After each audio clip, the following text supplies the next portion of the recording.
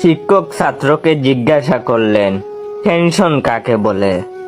ছাত্র বলল, মনে করেন স্যার, আপনি রাস্তায় বের হলেন গাড়ি নিয়ে। সুন্দরী এক মেয়ে লিফট চাইলো, লিফট দিলেন। হঠাৎ মেয়েটি গেল অসুস্থ হয়ে, নিয়ে গেলেন হাসপাতালে। কিছুক্ষণ পর ডাক্তার এসে বলল, আপনি বাবা হতে চলেছেন। শুরু হলো টেনশন। আপনি ঠাসকি খেয়ে বললেন, আমি উনার স্বামী নই। কিন্তু মেয়েটি জোর দিয়ে বলতে লাগলো, আপনি তার স্বামী।